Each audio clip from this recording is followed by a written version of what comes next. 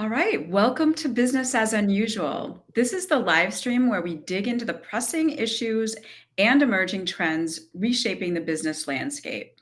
We're going to start in just a couple of minutes, but wanted to let everyone know if you've got questions, please feel free to add those to the chat, and I will try to get to all of them during today's session.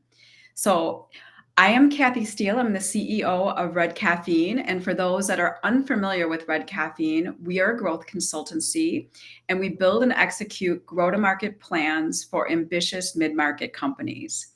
Our service offering includes a fractional team that's led by a senior level marketing executive that enables a business to scale rapidly without having to hire a wide range of full time employees. So today we are diving into a topic that is really hot right now, M&A, merger and acquisition. So for those of you that don't love acronyms. So I'm really excited to be joined by our guest, Remo Picchietti. He is the Vice President of Strategy and Corporate Development at Boler Company, and our very own, Amy Anderson, who is the Vice President of Client Services here at Red Caffeine. So at Red Caffeine, we've really seen firsthand how acquisitions can transform a company's growth trajectory. Our work often intersects with the pivotal moments in acquisition and integration, and we understand the complexities and opportunities that these bring. So whether you're a seasoned leader that is refining your acquisition strategy, or you're just really thinking about this as a new avenue for expansion, or you're even thinking about this as an avenue for succession, today's session is going to provide some invaluable insights and some practical strategies. So we're going to talk first about the different M&A options. We're going to talk a bit about the intricacies of selling a business and how to safeguard your growth through the acquisition process. And then we're also going to step into the importance of your brand and product architecture or service architecture in driving a post-acquisition success. So let's dive in. I'm going to ask Remo to give a brief introduction and just tell us something interesting that's not on your bio. Sure. Thanks, Kathy. It's a pleasure to be here. I am Remo Picchietti, the Vice President of Strategy and Corporate Development at the Boler Company, which is a family business, a significantly sized family business, but we do acquisitions, and our strategy will line up with some of the things we're going to talk about later today. Red Caffeine asked me to join you not only because of what I do now, but what I've done in the past, which includes being a family business owner. I was a third generation family business owner who had to make a decision of what to do with the business, and we ultimately decided to sell. We'll talk about that. I was then an entrepreneur that raised some money to acquire other businesses. I've worked with private equity groups, and I've taught M&A at various Chicago area undergrad and graduate business schools. So I think we're gonna learn a lot today together. The one thing that is not on my bio, Kathy gave me the good suggestion to let people know that I'm a fairly new grandfather. And today, as I was prepping for this, I had a surprise visitor, which was absolutely wonderful. But she did not know that I had plans for the afternoon here. Oh, So here we are. Glad to be here. Thanks, Kathy and Amy. well, we're family friendly, so we could definitely have had a little gal on our lap or something like that. So, Amy, why don't you give us just a brief overview of your career and also what's not on the bio? Sure. So I'm Amy Anderson, VP of Client Services. I've been at Red Caffeine almost 8 years this summer. So that's taken me through a wide range of helping clients with all sorts of objectives and strategies. But I have to say that this area is definitely one of my favorites. And to your point, Kathy, of how hot it is, I'm dealing with different types of M&A scenarios across almost every single one of my clients right now. So I like to view this a little bit as that Super Bowl time for us, where we really get to dissect a brand and really figure out that next growth trajectory as well. Also in my history, I worked with a very large financial institution who went through a lot of mergers and acquisitions. So, branding, strategy, technology, all of those pieces were a big part of what we did. So, this is all right in my wheelhouse and absolutely one of my most favorite types of projects to work with clients on. Something that is not in my bio is that 2 events are coming up that I am so excited about. First is our annual client satisfaction survey. I know I'm a total client service geek, but I absolutely love doing our survey and hearing from clients about how we're doing. And then the 4th of July, Nathan's famous hot dog eating contest. It's going to be a little different this year. Joey Chestnut not in it. There's a lot of drama going on, but I always enjoy watching that and supporting a previous client of mine. Well, my life dream is to own a hot dog stand that's floating on some type of tropical body of water. So, I did not know that about you. oh, dogs and DAC. It's my, I've always got a next business idea. So, all right, well, let's kick off. I wanted to start wide because surprisingly, maybe to people that are really working in the M&A space and super knowledgeable about all the types of investor options. I don't find that when I'm talking to a lot of corporate leaders that they're as knowledgeable about all this optionality. So I'd love you to step us through, how do these types of, investors differ in approach and maybe some of the outcomes that they differ. And I don't know that you have to go through every one, but if you could give us a little bit of an overview, Remo. You got it. You teed that up well. The outcomes of each is very important, Kathy. I'm going to start with the first two that get the most press: private equity and venture capital. Private equity is an organization comes together and they raise money from institutional investors like pension funds or something like that. We'll talk about institutional investors as well. They then take that fund and they buy several companies that then they try to add to, try to make more efficient. And their goal, the day they buy that company, their goal is to sell that within 4, 5, 7 years. That's the ultimate goal. Venture capital on the other side that you hear a lot about, especially with Silicon Valley, is raising money. A group raises the money, again, from institutional investors or others, and they support and back an idea and hope that that idea grows large enough to be IPO'd or to go public. That's their ultimate goal or outcome. Private equity looks to borrow money to finance their acquisitions. Venture capital raises money, not debt. They don't borrow money, they just raise money. Another difference is private equity tries to run companies efficiently and to save money. Venture capital is spend, spend, spend. If you are a startup that's supported or backed by venture capital and they give you $10 million, your job is to spend that $10 million, usually on marketing your product, making the product better, etc. Moving on to a strategic buyer, that's what I am today. We are a family business that has companies. We happen to be in the manufacturing spaces, and we look for other manufacturing companies to buy that are strategic to our goals and our ultimate outcomes. So we would not buy a tech startup as a strategic buyer. We'd be looking for other manufacturing businesses. Most of the acquisitions of smaller businesses and mid-market businesses, however you want to define those, are from and to strategic buyers. Family offices, usually that is a business owner or family that had a liquidity event. Maybe they sold their business to a private equity firm and they're looking to reinvest the funds that they've earned into many different things, but would include businesses, which is our subject today.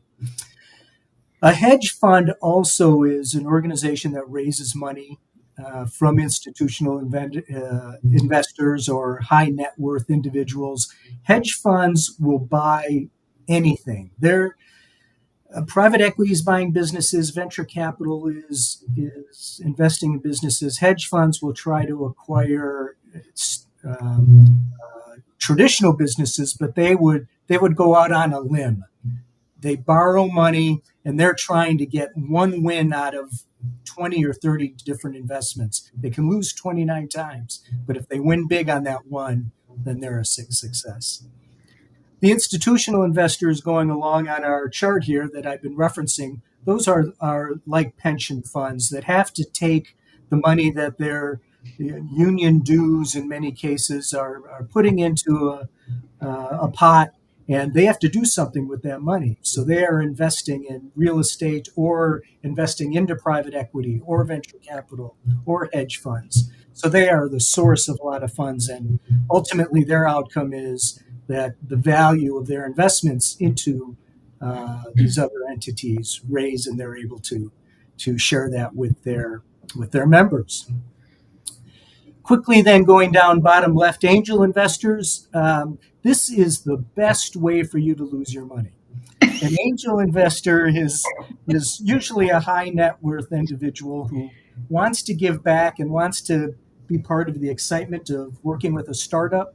So he or she has a family member or a friend who has an idea for a new product, service, whatever it is, a new company, and they need seed money, 5,000, 10,000, 200,000.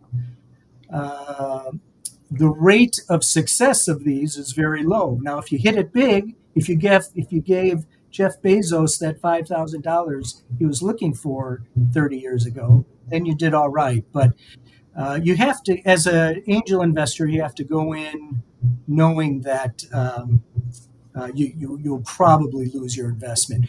And another thing about angel investors is usually they are experts in a certain field. So someone has an idea in the industry that they worked in. So theoretically, that investor is not only giving money, but able to support that entrepreneur with what he or she is doing.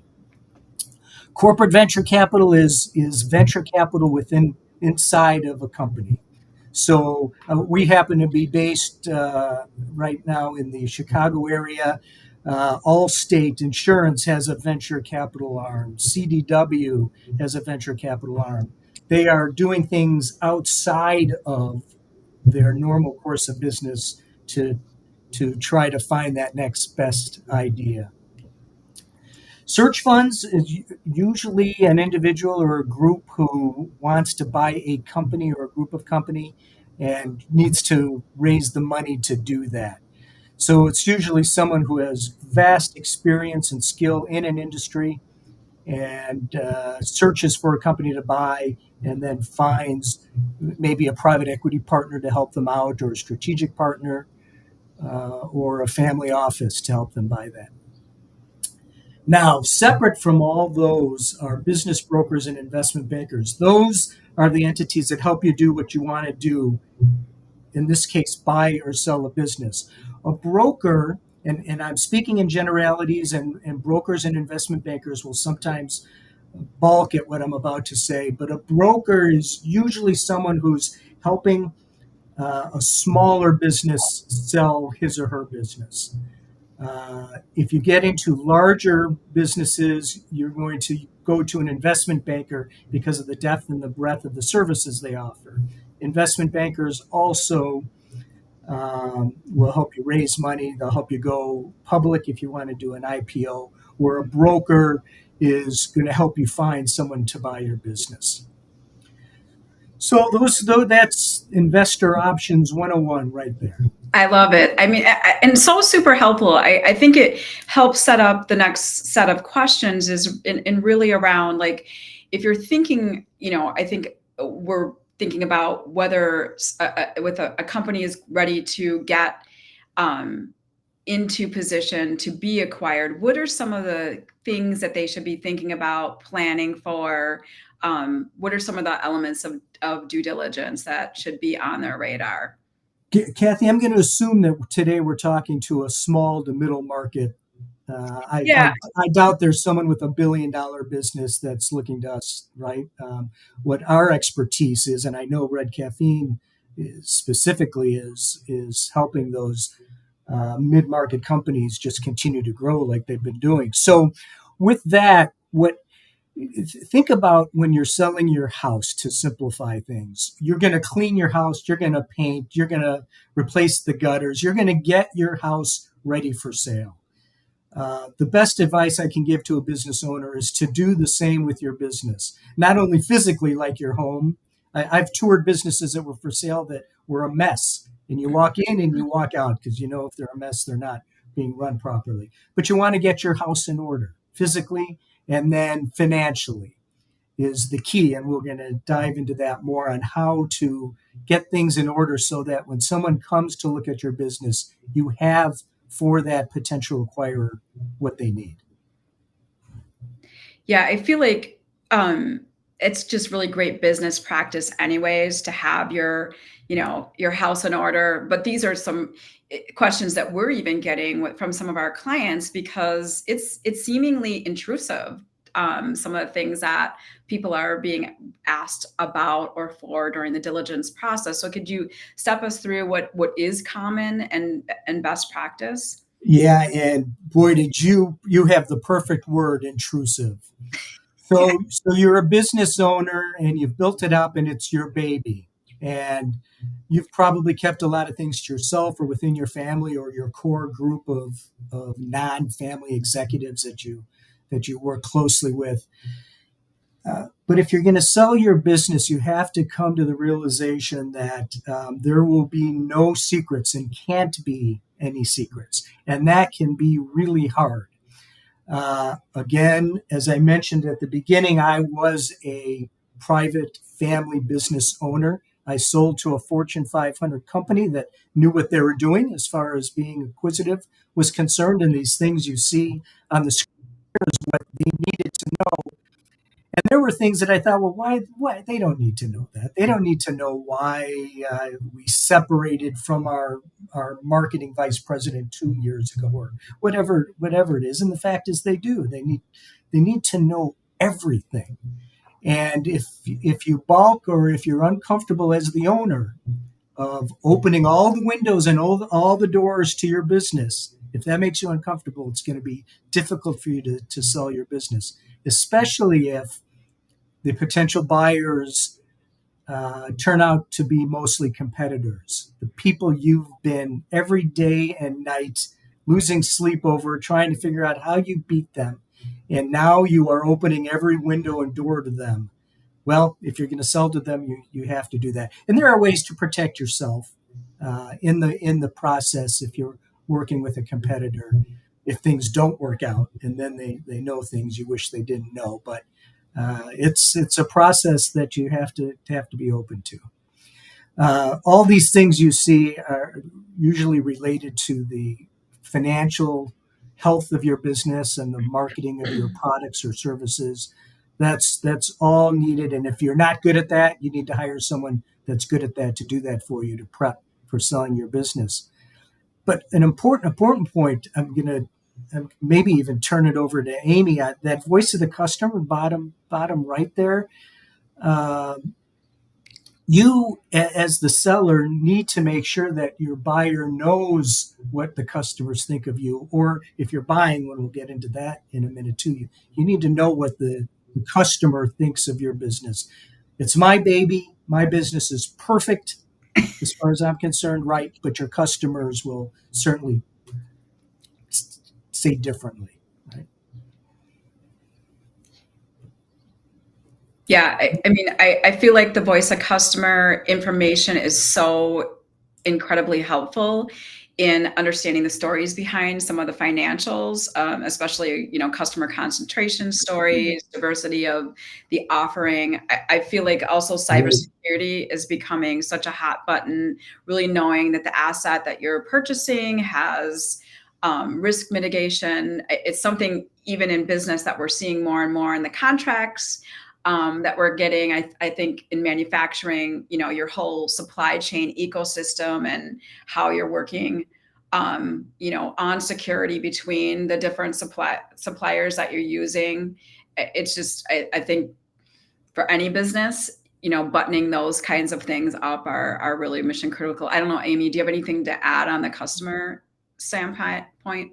Well, I think it also speaks to what you can learn about the brand, right? A brand is more than just a logo and a tagline. It's really how you are perceived by the world. And to understand how your customers perceive you is a great way to get a benchmark on the current brand equity, the strength of the brand, what you might want to take forward as move down that path of merging or acquiring another company. So to be able to have that strength of the brand understanding too lets you know what are the things you want to carry forward, and then what are areas of improvement that you could use an M&A situation to improve upon. Yeah, I feel like, I don't know, Remo, are you seeing a lot of voice of customer in the process? Yes, yes and no, from sophisticated buyers, if you will, or more experienced buyers. Yes, they're trying to learn that uh, as they're doing their due diligence and all these other things listed here. And no one of these is more important than the other. They're Right. all very important. But we are seeing the business brokers and the investment bankers who have been hired by a business owner to help sell the business.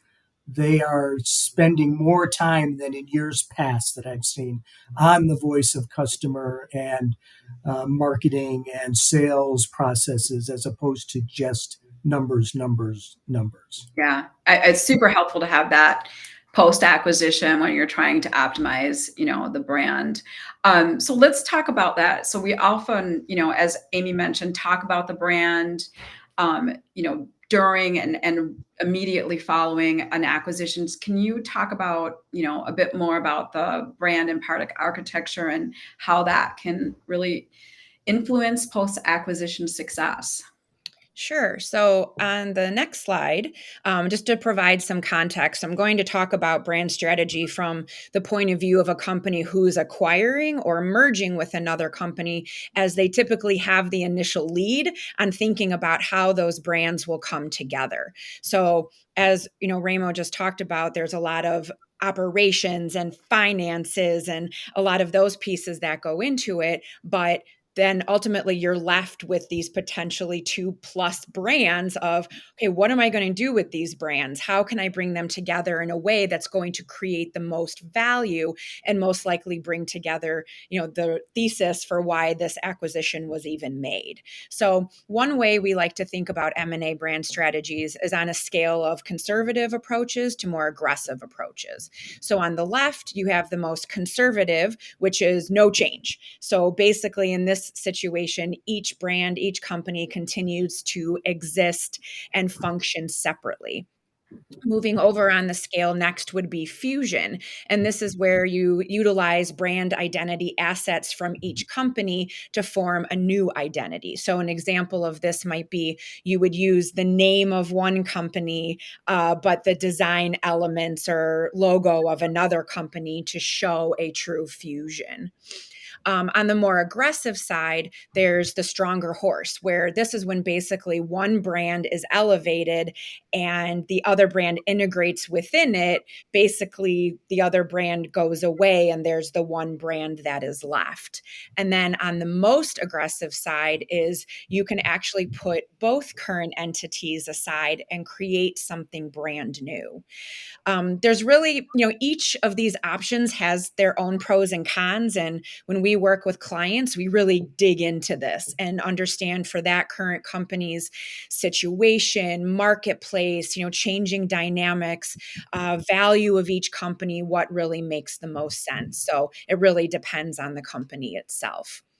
Yeah, On go the ahead. next on the next slide, this is a little bit then deeper into the strategy of once you're aligned on that larger approach, we can really dive into the brand architecture. So brand architecture is really how you're organizing the framework of a company and really managing those relationships amongst the brands. How are they going to hang together, live together, support that larger brand while also telling the story of your products and services. So it's how a brand presents itself to the world and how they come together. So there really are four main brand strategies that companies typically use. First up is a branded house. So this is where a company's products and services are really marketed under a single brand name. So FedEx is probably one of the most classic examples of a branded house. Another one would be GE with GE Energy, GE Healthcare, GE Aviation. Moving down the line is sub brands. So, this is where you create secondary brands within that master brand. So, those secondary brands usually have their own distinct voice, personality, campaigns, etc. So, you see the Apple example here. Then is an endorsed brand. So this is when you lead with a strong sub brand, but you're really leveraging that corporate brand as an endorser. Again, Marriott, I feel like, is a really standard example here, but other examples would include the Virgin businesses, Virgin Media, Virgin Hotels, Virgin Records, or someone like Kellogg's in the CPG space with Kellogg's Rice Krispies, Special K, breakfast bars, but they're all endorsed by that brand of Kellogg's. And then lastly is a house of brands. So this is when a company markets different products or services independently from one another. So each of these really stands on its own with that unique messaging, specific targets, etc. So these are, I think, more of the classic ways of working on what your brand strategy is going to look like once you get down to the nitty gritty of what your divisions are, your service offerings, or how those brands come together that are being integrated. Yeah. And Amy, let me interject. This is not academic theory. What Amy is showing is the real deal, and it's no coincidence I'm on the call with Red Caffeine today. We are working together as we speak on doing this very thing for a couple of acquisitions we've done. So this is real world stuff.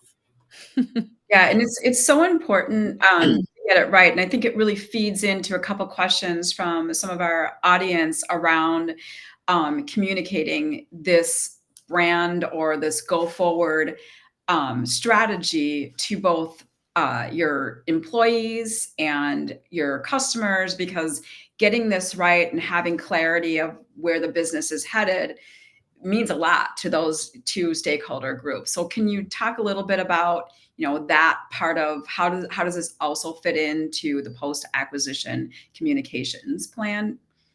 Amy, you're doing that for us right now. Yes, I am. Actually, if you want to go 2 pages ahead, I actually have a whole slide on this because it is so important. No matter what brand strategy you choose, communication to your key stakeholders is critical.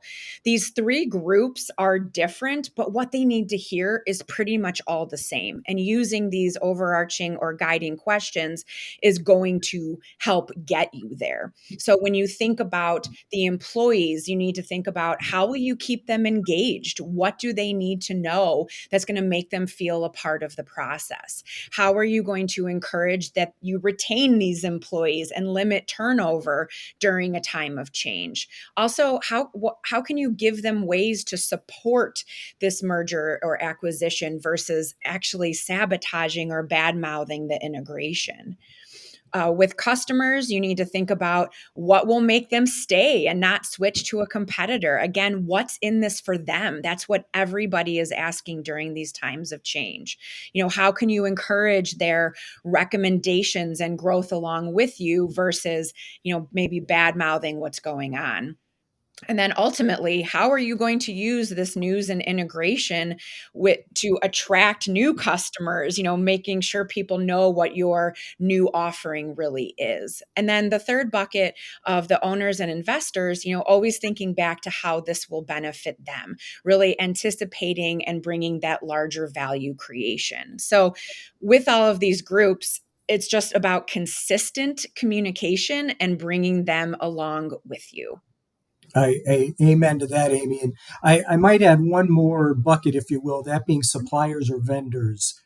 Sure. The the firm that's supplying your office supplies, it won't matter. But if you have key suppliers or vendors, sometimes they get a little crazy when there's a new buyer or seller or change. So keep that in mind as well.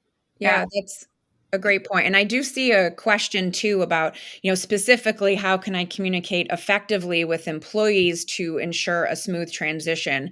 And I think one of the biggest strategies is having a plan. Not everybody needs to know everything throughout the entire process, but if you even think about your employees and teams and different groups and understand who does need to know what when, and then establish a plan for how you're going to communicate that. What are those channels in which you're going to communicate? And then, one of the things we're talking about right now is what's the feedback loop? How can you make sure that the right people are available to answer questions, to alleviate nerves or fear? And, we really push for more information is better.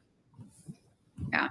I think, it's such a huge opportunity to be able to really optimize the, first couple of years of an acquisition, as long as you've got that storyline and narrative plan, because this is big news. And this is all the kinds of things that we dream of as marketers, to be able to tell that story and tell it well, both to our internal and external stakeholders. So it really is a cool opportunity. So I want to go back to Remo, around like just the mindset of selling your business. I feel like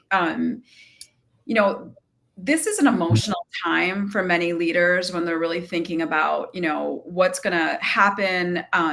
It is, I think, also a time where, in most situations that I've been involved in, it's fairly secret. You're not really sharing this outside of a few key employees, typically, because some deals don't happen and you don't want everyone to get all nervous about something that's not going to actually be be an outcome. But what can you tell business leaders, how can they prepare themselves for the emotional side of this very complex decision? Yeah, I'm going to get to the emotional side, but the one takeaway that our audience needs to have today from Kathy, Amy, and Remo, if nothing else, is and this is now on the sell side, if you're selling your company, and we'll get to the emotions in just a second, Kathy.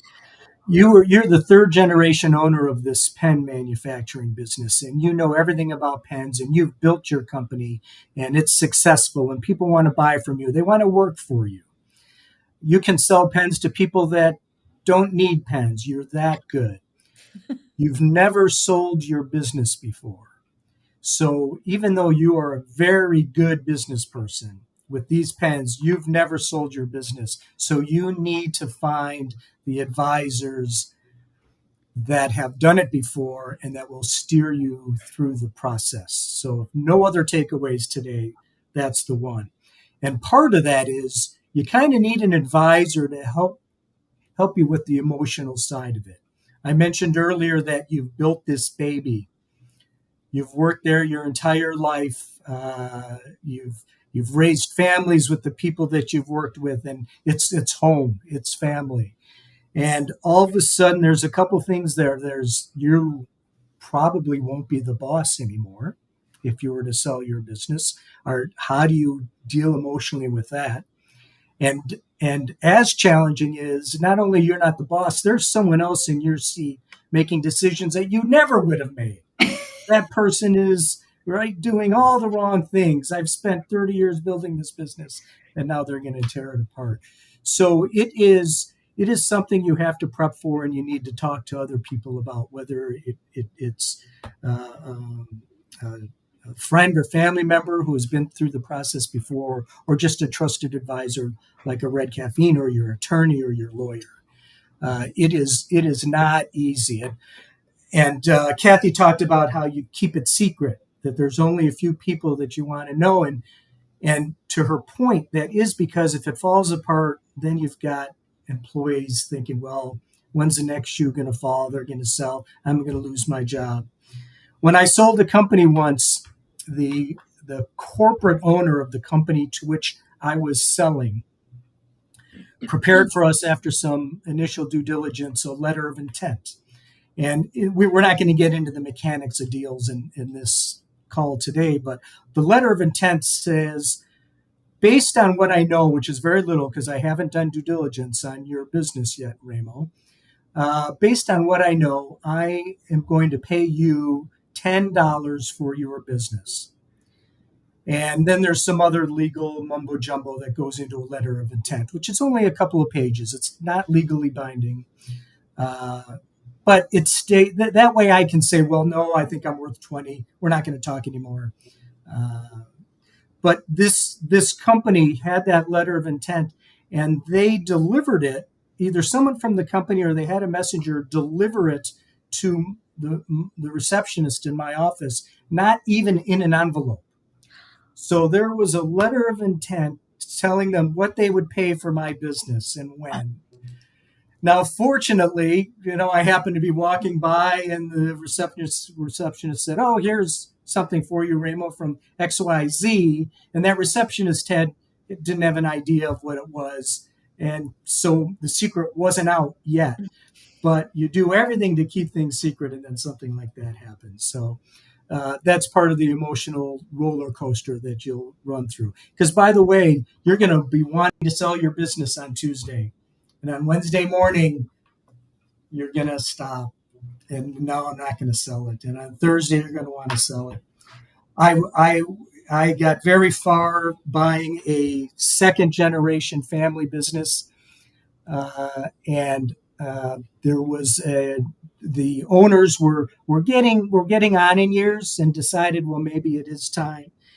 And the day before we were going to start signing documents, the owner called me and said, "Remo, I'm very uncomfortable and embarrassed to tell you this, but I'm not going to sell my business to you." This is the day before, after a lot of due diligence, a lot of time. He said to me, my wife said to me, the business owner, "If you sell your business, you're going to die the next day." Because that was him. That was his life. So he wasn't ready, and he never sold the business, and it was only sold after his death many years later. So a lot of emotion per Kathy's comment, indeed. Yeah. I feel like some of the better stories I've heard is when somebody has actually gotten a mentor to help them really get their arms around what that, buying process is going to look like, because that's also emotional. They're kind of peeling back the onion and seeing things that are going on in the business, as well as just, what to expect after, day one after you've closed on the business. What is that life after being an owner going to look like? And that is a really, I don't think a lot of people think about that in the process. So they don't, Kathy, and then they run into the problem of, what am I going to do today? Well, exactly. I have a boat, but the weather's bad. I like to golf, but I can't golf every day. Exactly. Yes. Yeah. I mean, succession of any kind is challenging. Right. I think it's a little bit of a higher stakes game when it is your actual business that you've, built and run for a long time. All right. Well, let's talk about post-acquisition. What does the roadmap look like? I feel like this is also, a timing situation. You've kept everything secret. The owner knows, maybe a couple key leaders know, but all of a sudden, it's the deal is done. Let's move, and depending on who's buying your business, that acceleration of growth or the expectations post acquisition can be pretty daunting to people that have never reported to a board or those types of things. So Amy, can you walk us through some of the, things that people should have in their roadmap? Sure. I've got a slide for that. I love my slides. Well, at the next one, please. The next one. There we go. So at Red Caffeine, we have adopted the Boston Consulting Group's philosophy on the best way to really create value through that integration process. So this, I think, pertains more to that company who is buying another company, merging, acquiring, but it's good for anybody to understand what are the different pieces that the roadmap should really have. So I'll go through these quickly, but the first one is just about maintaining momentum in your ongoing business. So making sure that you're doing business as usual, that you're not stopping anything, you're not making any drastic changes as you're making other changes in your business. You really want to make sure that you're keeping that momentum going.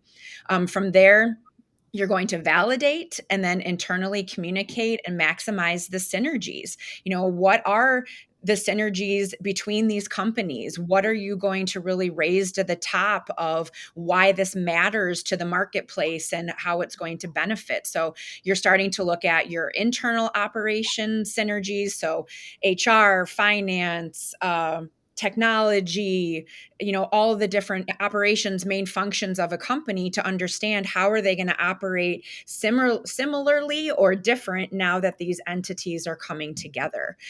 You see internal communication again. This will be something that runs throughout the entire process, making sure that the right people know the right things at the right time. And then you're developing the new brand architecture. You're deciding how are these brands coming together? What does that new company look like to the external marketplace? From there, you're going to build what this new organization is from the inside. You're going to align the cultures to really drive forward. And in most cases, we're helping companies revise those foundational pieces. You want to, each company is going to come into it having their own mission, vision, values, or value propositions. And you have to decide, what are you keeping from each company? How are these coming together to form this new entity? So you're looking at those things, plus how is your positioning shifted in the marketplace? How do your personas or target markets change now that you're going after different, potentially going after different prospects? Updating your brand identity. Is your logo changing? Do you need a new tagline? What does that visual representation look like? And then again, internal launch, bringing the team along with you. From there, you move to the external side of things where you're using these combined capabilities to advance your competitive position. This is the whole reason you did this merger or acquisition, is to really get better. So you need to develop that external narrative. How are you telling this new brand story? And then, building your go-to-market strategy. What's your channel strategy? What's your campaign strategy? How are you going to get this news out? And then, executing on that external launch can be all the different things. You might need to build a brand new website. Your sales team are probably going to need new sales enablement tools. You're going to utilize PR to share the great news of, what's happening between these companies. And then the last bucket is really about, establishing a framework for future acquisitions or integrations. So this part doesn't always affect everybody, but when you do it once, you want to make sure you're building a framework that if you have a plan to do it again, that it's very scalable. You already have these things set, because you are not going to go through all of this every time you make an acquisition, unless it's that type of acquisition that would drive it. But, these are the main pillars of the roadmap that we utilize. Yeah. Fantastic. Thank you. So, Remo, I want to ask a little bit about, some of the, what are some of the indicators that this is an appropriate strategy? I feel like there's things that are going on in the marketplace right now, whether it's, in terms of a lot of aging leaders. We're in this baby boomer exit of a certain part of our workforce. So I think some of that is driving M&A as an opportunity for a growth lane. But talk us through some of the other things that are triggers that a company should be considering, to add acquisition as part of their growth strategy.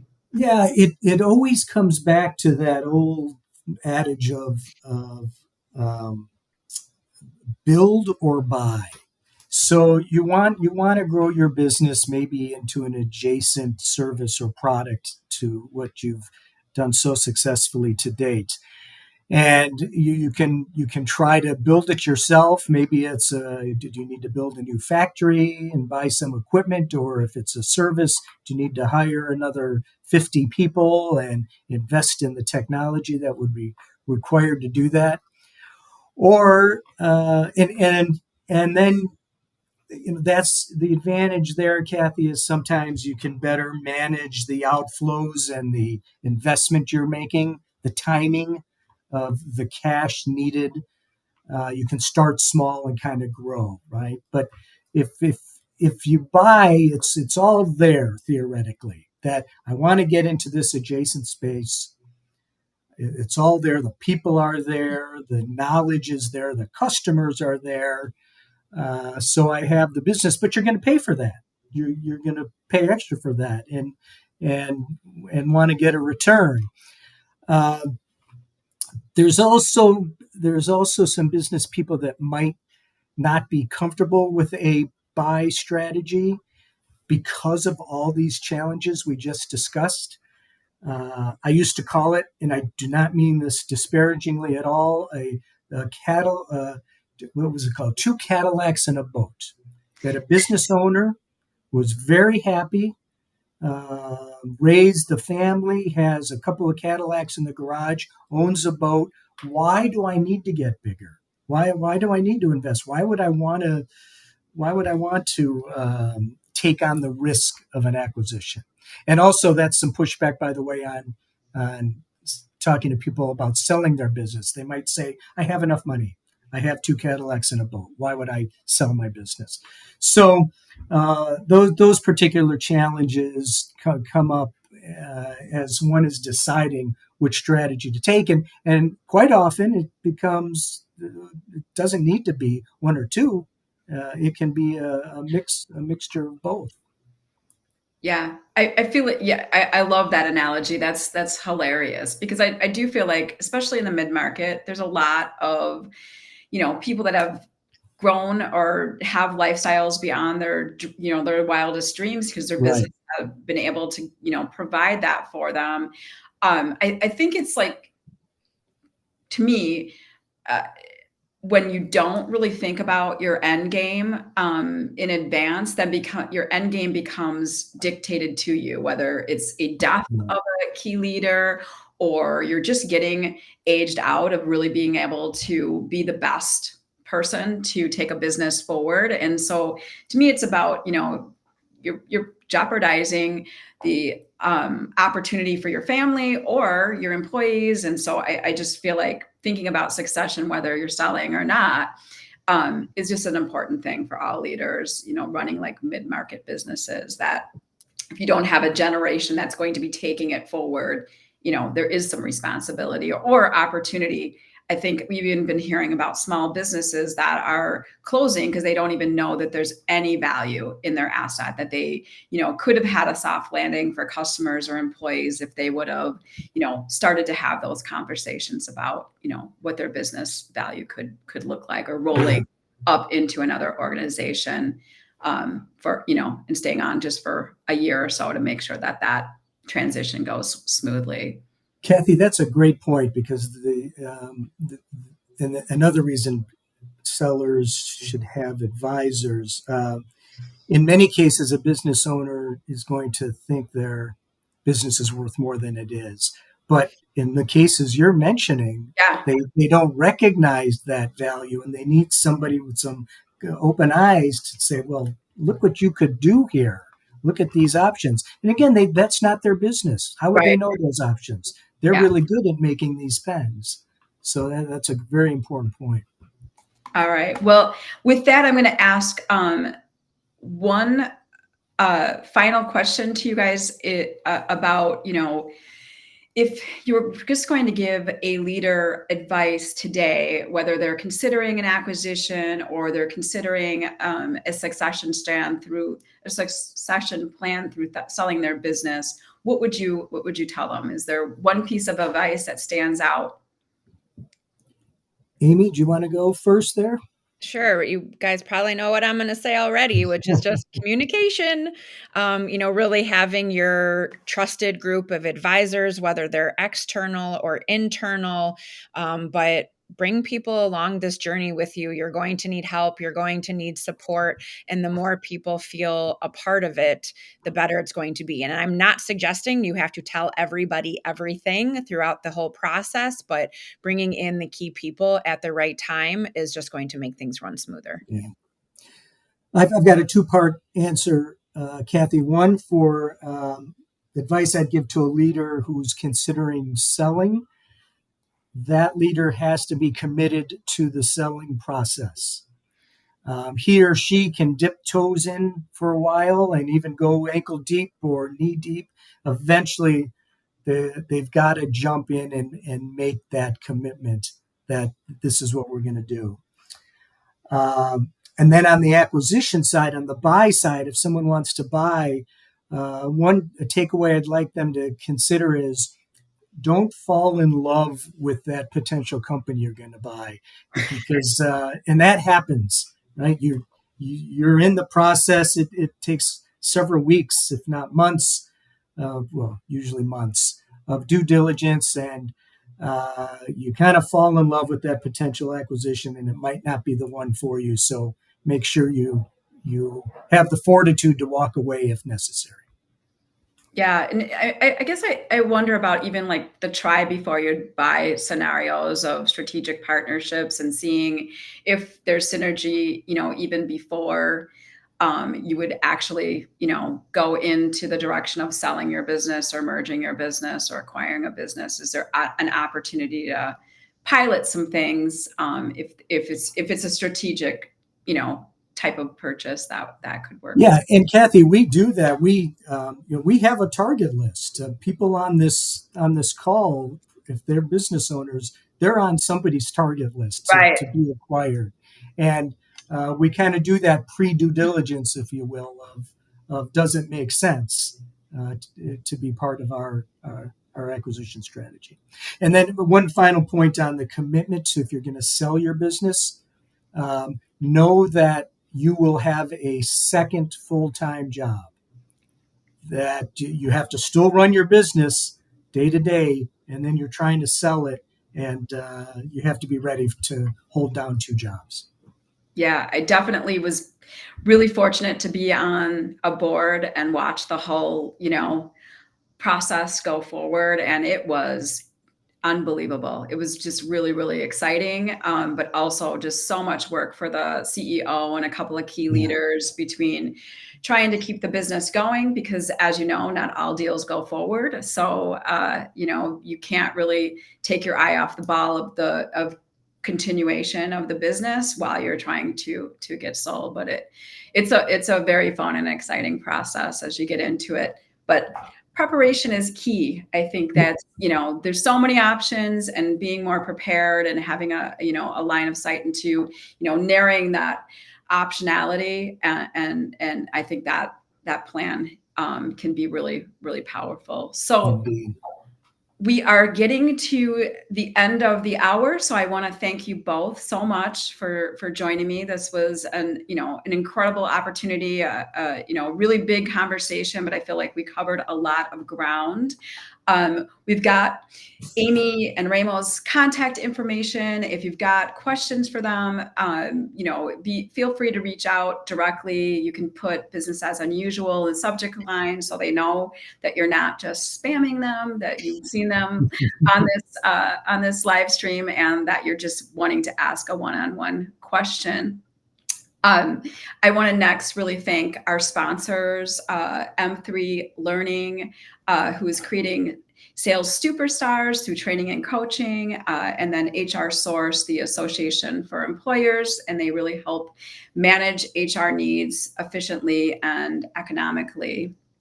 And with that, I am going to tell you about what's coming up next on Business as Unusual. It's a very interesting topic, and I'm so super intrigued by it because I think we all focus on asking great questions, but we really don't focus a lot of attention on really coming up with great with great answers. And so Dr. Brian Glibkowski, I'm sure I'm butchering his last name.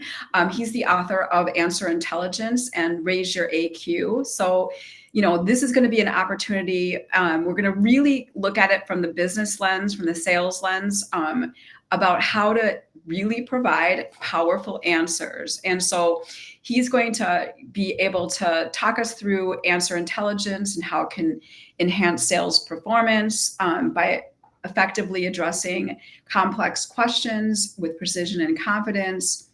There's actually 6 types of answers. So he's going to talk us through how to use them to influence and persuade others. Also good for leadership development if you are trying to inspire or, excite your team about something. So, whether you're in a sales role or a leadership role, I think this can be really powerful information. And then I'm actually going to do a live demonstration of these AQ tools, and they've got a really cool technology that we're going to, live demo on the next episode. And so we'll be able to see, me be the guinea pig for how this can be used in business applications. So I'm a little nervous. I'm a little bit scared. He promises me it'll be a safe space. So thank you again, both, for joining us today. This was just, a topic that is just so exciting and interesting, and there's just so many complexities for it. So I really appreciate both your insights. Thanks, Kathy. It was a pleasure. Thank you. And then I want to just leave you with that we are really hoping that these are things that you can help integrate in your growth strategy or optimize your business post-sale if you're looking at doing acquisition as part of your plan. But if you have any questions, feel free to reach out to myself or any of the Red Caffeine team. We're really happy to talk with you about this topic. It's something that we know well, and we're advising businesses on in an array of ways. So until next time, I want to leave you with, let's continue to challenge the usual and pursue innovative business solutions. Thank you again for joining us today, and we'll see you in July.